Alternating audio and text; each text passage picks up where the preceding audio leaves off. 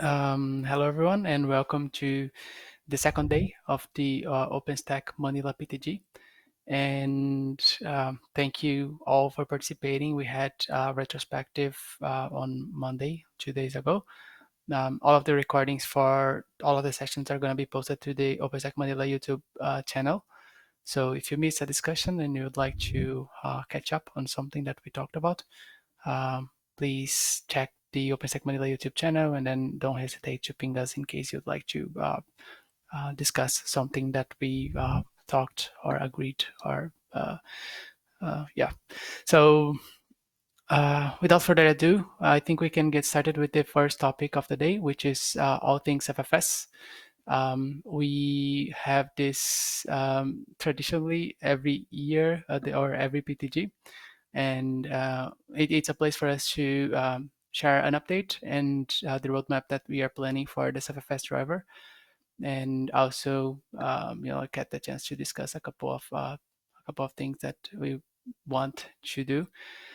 So yeah, I'd like to thank some Ceph folks joining this call, and also for all of the work that they have been putting in, and the features that they have been adding to CephFS and Ganesha. And that also enables us to talk about the implementation of some features in Manila, which we'll talk about in a few. But yeah, let's get started with this topic. There's a first item here that I would like to chat about. You saw me chatting about this possibly a couple of times, but this is being something that we have been making some progress on. So we had issues while we previously had issues while attempting to or setting the provision capacity gigabytes when we had multiple file systems in configured as multiple backends. So it was tricky for the scheduler to determine which backend would take the request, and then there was not a lot of differentiating. So this change is supposed to address this, and we started backporting it. But then when we merged this change, we realized that we actually need two more pieces, and those two pieces are one of them, which is the database enhancement, which is now merged and backported all the way to unmaintained 2023.1, which is Enelope. And then that is the only part that is not merged, but the back part's here just in case someone wants to pick it up. This CI is broken, of course. Like it's a very old branch, and the testing for this unmaintained branch is being tricky for some time. So the fix is proposed, and then we can do some testing in DevStack or something like that. If just if you like to ensure, or if you like to ensure that everything works well in that branch. And also there was another fix which was needed, which was this change, which targets some enhancements for oversubscription, or us trying to identify when there is provision capacity gigabyte set, and when we should use the allocated capacity gigabytes, and also calculating correctly the allocated capacity gigabytes so that we can make scheduling more precise. So this change targets a bit of that. I can open the release note because it's a good summary. So we are moving in this, as part of this change, we are moving the calculation of the allocated capacity gigabytes to a periodic task running in the Manila Share Manager, and then that will run after X amount of time, X amount of minutes, and then it will calculate the allocated capacity gigabytes for that storage. And then it's also setting provision capacity gigabytes to allocated capacity gigabytes in case the backend did not report the provision capacity gigabyte. So allocated and provisioned is kind of a bit of a different thing. We've discussed this a lot when doing this, but pretty much, like in this change, we are doing we are assuming that the provision capacity gigabytes is equal to the allocated capacity gigabytes when provision capacity gigabytes is not set. We are also mentioning that this can actually be a bit dangerous, because if allocated capacity gigabytes is used for the provision capacity gigabytes, which is supposed to be what Manila is provisioning in the storage, it can be a bit dangerous because we are assuming that Manila is monopolizing that storage or that pool or that file system. So a couple of dangers come to this. So we kind of rely on the storage administrators to or the storage drivers to report whatever we need them to report. But if that doesn't happen, then yeah, it's we are just assuming that it is going to be set to allocated capacity gigabytes, and then we assume that things are going to work just properly. So this change is yet to be merged. It was tested, and I was able also to test all of the. I was able to test uh, these enhancements combined, and there was a great improvement in terms of performance as well. Like previously, this change or before this change, we used to take like tenth of a second or one. Yeah, I forgot this in English, but it took way more time than it's taking now to run. It's like 5 times faster now. Just calculating the allocated capacity gigabytes, and yeah, this should help us on this fix. And then after we complete this change, and and also backporting this, we are planning to backport all the 3 changes.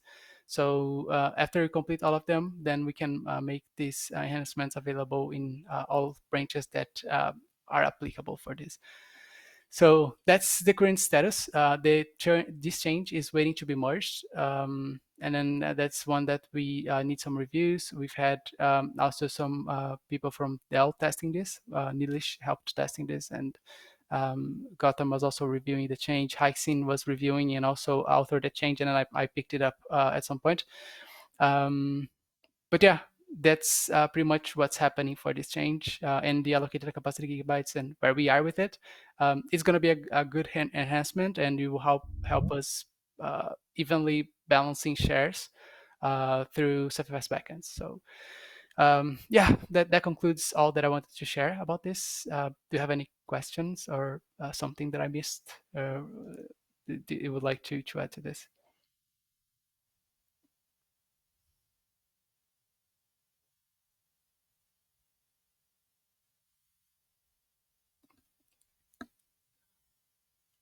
Right? Taking silence as no. We can go to the next item on this agenda, which is the file system name metadata used in Manila CSI. Gotham, would you like to share some thoughts about this?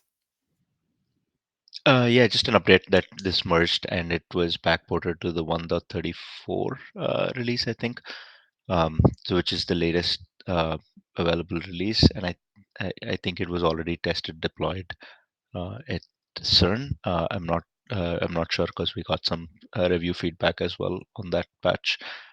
So it kind of coincided with the fact that this bug fix was available in Manila, and we ended up backporting it to older stable releases as well. So even if you're using a release as old as Antelope, you should have this feature to discern what CephFS file system your subvolumes are ending up in, and that information is part of the export location metadata in Manila, and so actually it's going to be part of the share metadata in Manila, and the CSI driver is actually going to read it, pass it on to the Ceph CSI plugin, which allows you to properly mount and not fail mounts.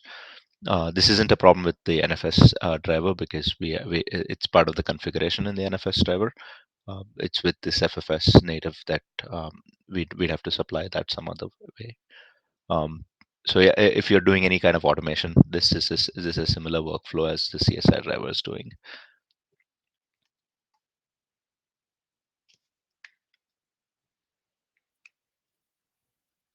That's just it, Carlos. Awesome. Thank you for the update. Um, any questions on this new addition to the CSI?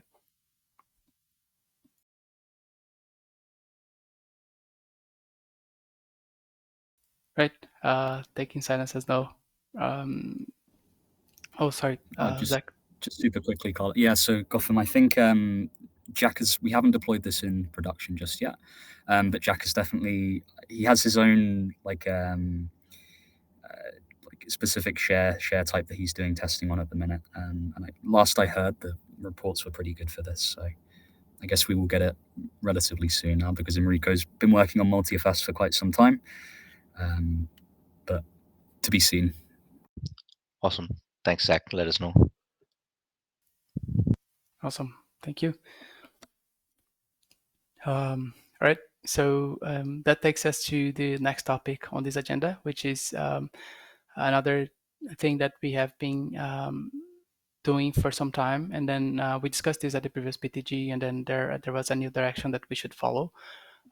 So Manage and Manage is merged for the CephFS driver. Is already available, so people can start using it. We already have added the documentation, and all of the testing was done using the Manila Tempest plugin changes and also whatever was needed to make the test support this feature. So we needed some tweaks for Manila Tempest plugin in order to use the identifier of the subvolumes instead of the export path, just because we do not have a way to query the subvolume using their export path directly, and it would be very costly for us to do the processing and get the list of all of the subvolumes and check export paths one by one. So then back then we took the decision of using the uh, identifier or the ID of the subvolumes instead of the export path when managing. And this goes a bit differently from what we currently have for other drivers when doing manage and manage.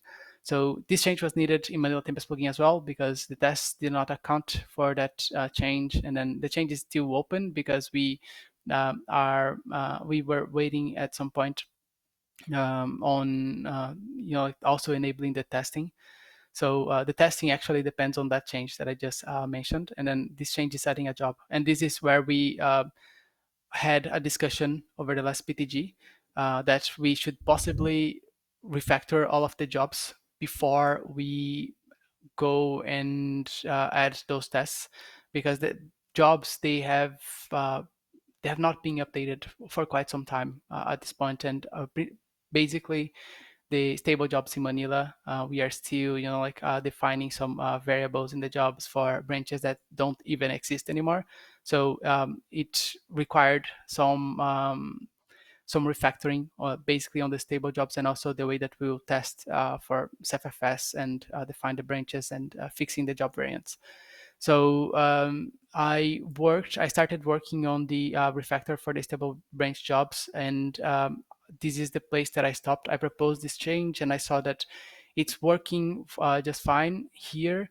But this is not the only place that we should be testing it, because if you are touching jobs for stable branches or older branches, we should also raise patches in the corresponding branches and make a depends on to this change and ensure that the jobs are going to be there and that they are going to be passing as well. So that would be the next step on this change. At some point on this cycle, I had different priorities to work on this, so this work stayed a bit stopped for a while. But yeah, I plan to continue working on this change during the Gazpacho cycle and finally get this merged. So I think that the challenge is pretty much on ensuring that we have the jobs all healthy, and we are doing all of the testing right for the stable branches. And yeah, the refactoring might take some time, and it might take more removal of jobs. Yeah, that's where we are with the testing for manage and manage. Do you have any questions on this?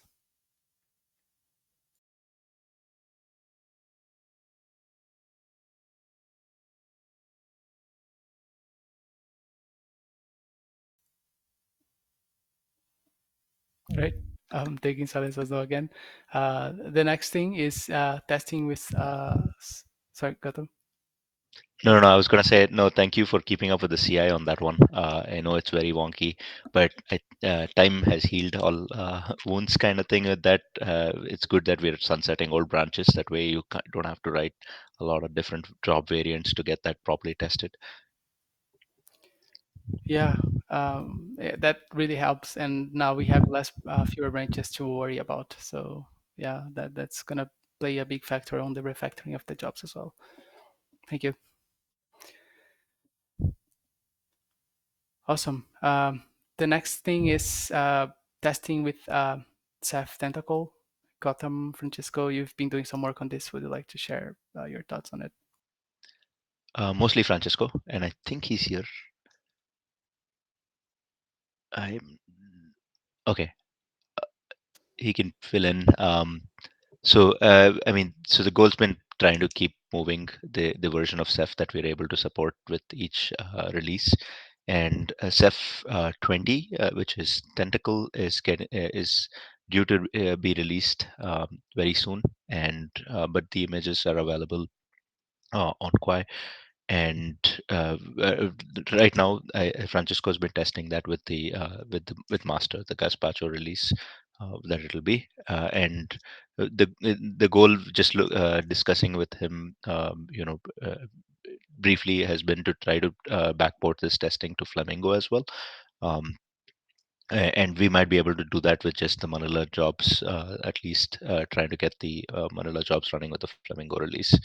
Um, and we maintain a support matrix, which kind of tells you what are the Ceph releases we are testing, and where they're getting tested and we do per commit testing. We don't really do a lot of periodic jobs, but we can add some periodic testing if folks are interested in trying to make sure that compatibility is not broken for an older version of Ceph. For instance, right now we've only got in the maintained branches we only have Reef and Squid, and I think Caracal is going to fall off very soon when that branch goes out of maintenance. Um, so that's the short of this. I think results are looking good on the OpenStack CI, but we have reported a bug against the Ingress and NFS Ganesha, and that's on this Etherpad as well. And you can see the bug details with the logs of that. I think the NFS Ganesha team is looking at it. We actually don't know if it's a misconfiguration. Um, and this is something that we have not yet seen on the OpenStack CI. It's because we don't enable the ingress service. So take ingress out of the picture, having a single NFS Ganesha instance without active, things actually continue to work. The scenario tests are passing from Francesco's testing.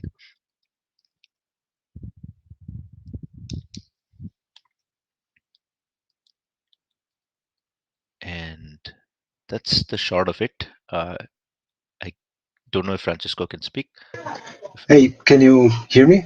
yes, we can. Okay, sorry, I had some No problem. issues. I couldn't speak earlier, but thanks for covering. I think you covered pretty well the current status.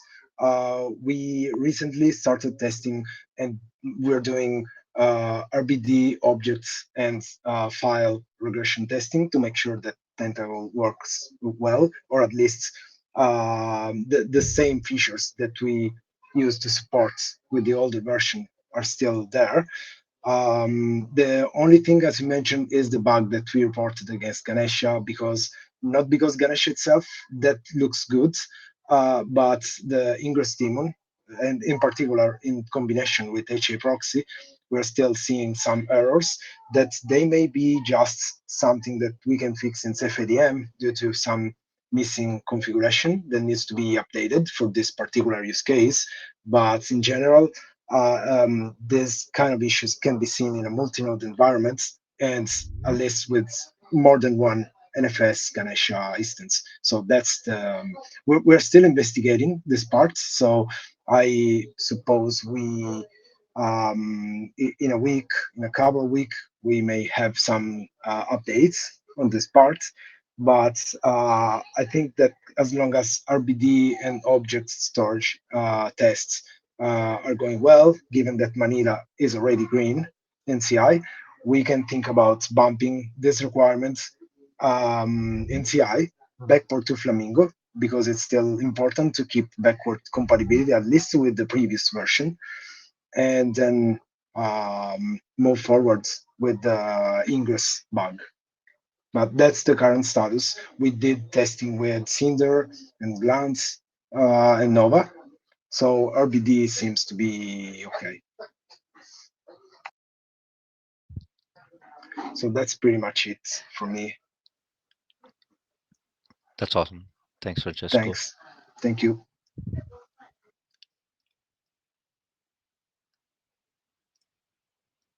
So we'll keep you posted. I think these should end up merging in the next few weeks, kinds. And we'll update that doc as well. Yeah.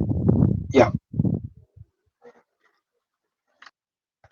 Yeah, that's the idea, and we are waiting for the official release. As you mentioned, we already have packages and containers available in Quai, so that's our source. That is the default in DevStack. So we're keep using the same source that we used to have in the past, and we're trying to anticipate issues that may be fixed in a few weeks.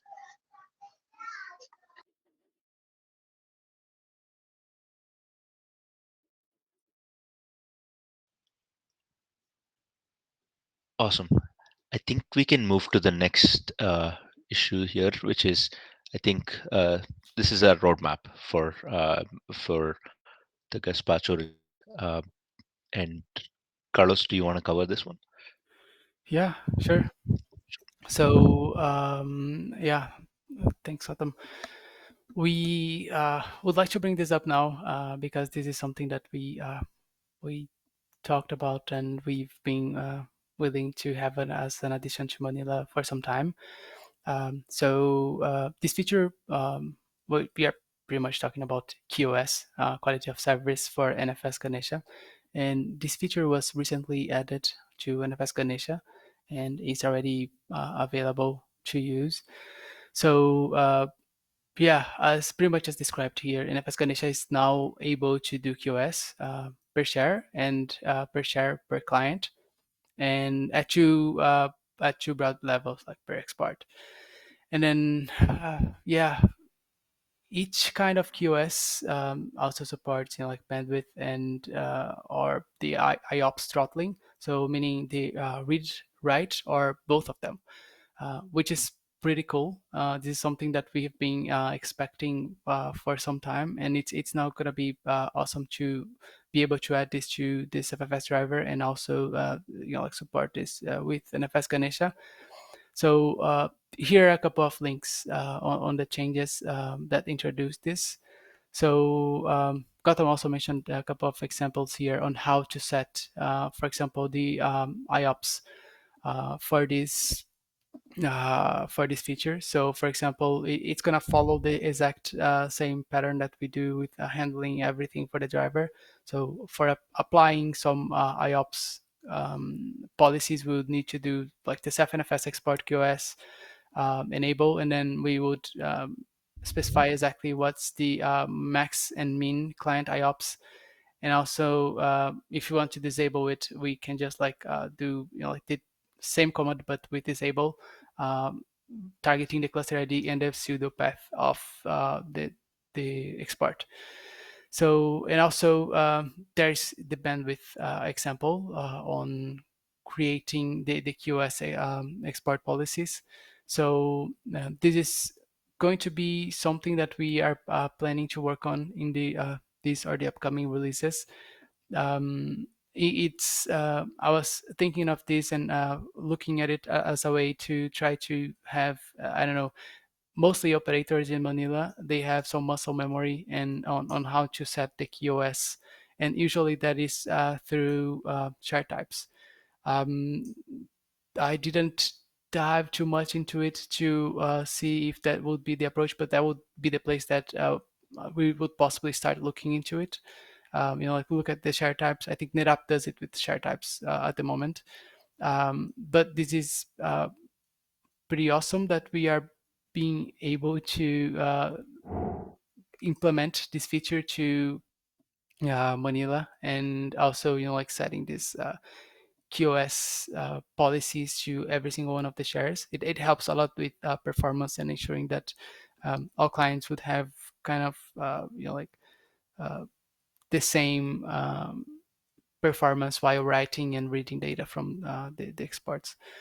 So I think that's uh, I don't know, a very unknown detailed summary of all of the QoS feature that we that was added to NFS Ganesha. Gotham, Frank, would you like to add something to this? Uh, just a couple of points. I think the features implementation in NFS Ganesha is a lot more extensive. They support multiple different toggles. Um, but I think what would be useful with the current Manila UX would be the per share QoS. So we wouldn't do the cluster wide QoS options that are there. And we'd also have the we'd have options to support all read, write, and combined, so-called combined QoS. And these are throughput ceilings, so it's not there's no support for floors yet. I'm not sure if it's coming, but it's a good starting point for us.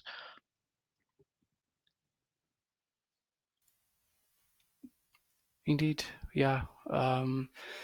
So we will possibly need a spec or a light spec to define how this behavior is gonna happen, right? For CephFS. Yeah, I don't have anything else to add. I need to drop.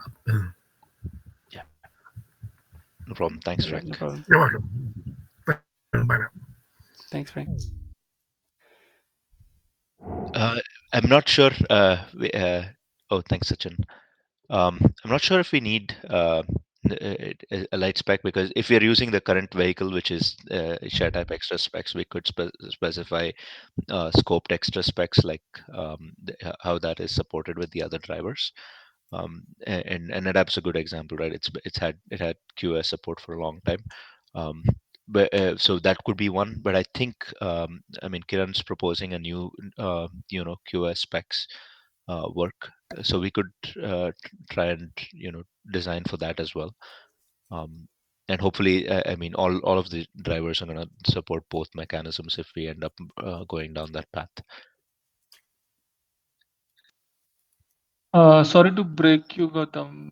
Are we discussing about QoS enhancement? I suppose Uh, this is yeah, we are, but only in the context of Ceph right now. But I think we're diving into your spec next. I'm not sure.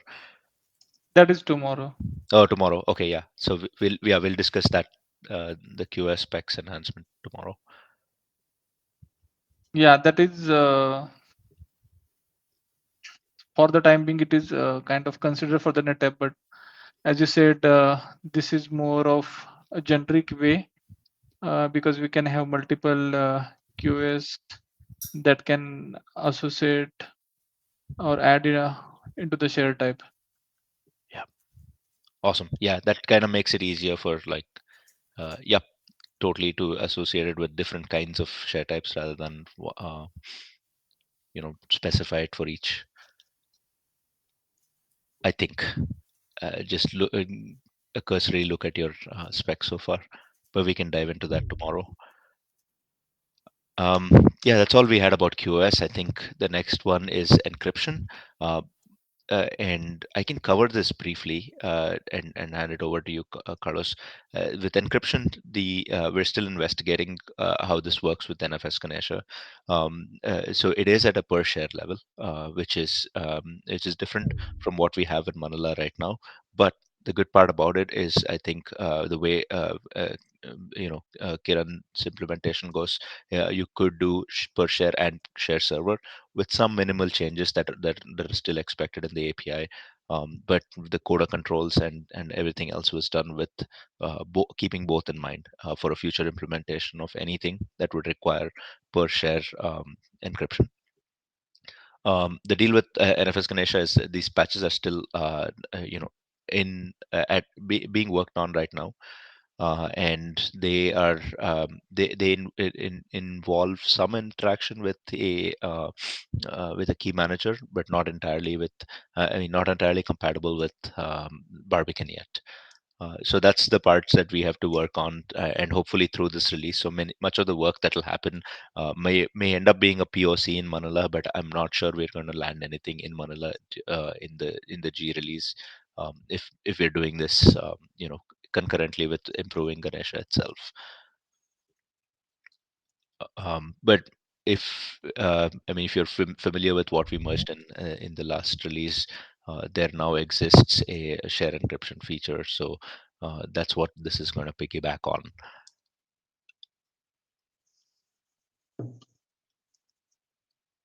Yeah, Carlos, anything else to add to that? Um, no, I don't think so. I was also thinking that maybe we can also use part of the discussion for the share encryption enhancements that we are planning to have later in the PTG to talk about like the possibilities for doing encryption for shares. And also in the beginning we mentioned that we would be incrementally adding to that feature, and I think like the incremental addition can be as soon as I don't know, starting the cycle, even though we don't actually deliver it this cycle, but we can get started with it and yeah, start already talking about the implementation of encryption for shares. um, yeah, the mechanism that we have right now, it was built also thinking that we would extend this at some point. So yeah, we'll need to discuss this. Makes sense. All right, and I think the last topic that I had on that Etherpad is probably a discussion for the Neutron networking team. And I think they tried discussing this yesterday with us, but we weren't able to make it due to a conflict. So there is some interest in developing a OVN agent extension, and this is a pretty cool concept in the sense that we'd explored this in the past. So right now, if you were to try to do this in a secure way in a multi-tenant cloud, and you're hosting NFS Ganesha as a gateway to your CephFS, the way you'd prefer to do this would be to actually put NFS exports on a different path, and not the Ceph public network. And that's because the idea that you're using NFS is probably because you don't trust all of your tenants, yeah, to be able to give them access to the Ceph public network. And so you want to make sure that the exports are in an isolated path at least. And with this isolated path, though, I mean, tenants run their workloads, their VMs, their containers, etc., on their own private networks, and they would have to connect to this additional isolated path that you are creating, which is an additional network, in order to be able to access NFS. So the way typically most people do this is they have a virtual machine. They have two interfaces, one that goes to their private network. That's where they're probably using their floating IPs, etc. And the other is heading out to the storage isolated path that you're setting up for NFS. And if you're using something like Triple O or any Red Hat based stuff, we used to call this the storage NFS network. But it is whatever you'd like to call it, but it is that isolated path that all of your tenants would connect to. But this enhancement here is seeking a OVN awareness of this, so that we know that there is this additional network, but we don't really need every tenant to actually connect their workloads to this explicitly, because there are two things that happen with that. One is when a tenant connects to a shared network, they need to protect the ingress that comes into their own workloads, especially if they don't trust anybody else in the cloud. And so that can be done with port security, but at the same time, it is something that they would have to make sure to do with every but when they're spawning each workload. Whereas if you were able to provide this sort of a thing at the infrastructure layer, this might actually make things better for our end users, who don't really need to take any additional steps. So what would happen is there is going to be an OVN extension that would run an agent that will run in every compute node. And this agent would end up creating a local port, an OVN local port, with a distributed network ownership, which means that it is able to also take, like, high availability and failures into consideration, and it provides a path in and out to a VM when they're connecting into the NFS service, basically. So you don't need to connect the second interface, that is to the isolated network. If a VM is on that compute node, it knows where NFS Ganesha is when you use the IP address to mount, and it also knows the path back because of this distributed local port. Um, so that's the idea. The spec link is there. It has some more details on how the data model will work and how things can change in OVN. Um, and I think the proposer, Amir, and he's interested in pursuing it for this cycle. Um, so I think the discussion can happen on that spec. So if you're interested to review it, take a look. Um, you can seek enhancements and such.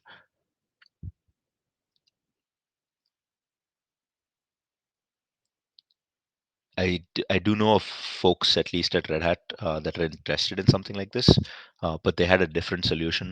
So I want to try to get some conversions on this.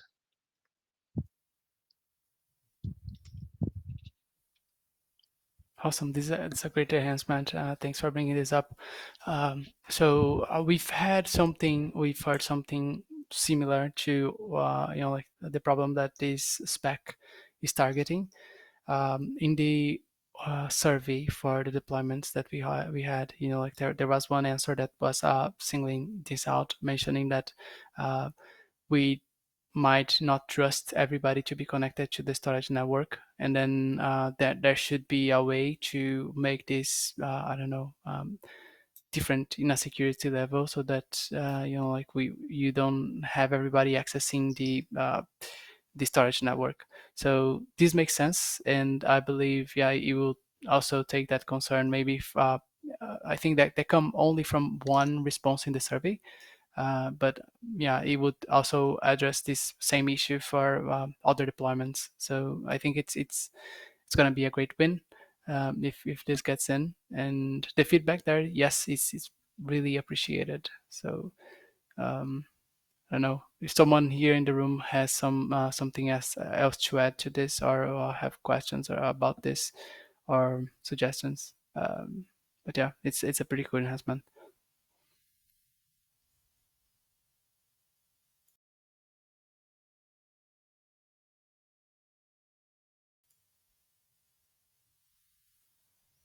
All right, that's a wrap, I think, for all things CephFS. But we can take any questions, Yep. concerns.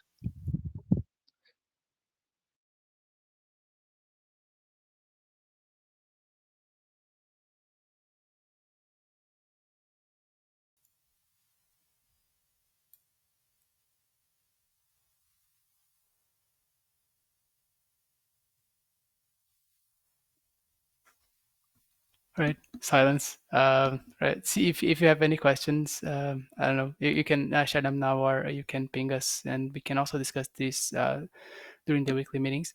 But I would recommend you, if you're interested about this, please take a look at this change, this spec, because it's an important one, and I think it also targets a use case that's going to be helpful for a lot of deployments. So yeah, I think that wraps up the all things FFS topic. Do you guys have anything else you'd like to bring up for the topic? A request or a question or a comment?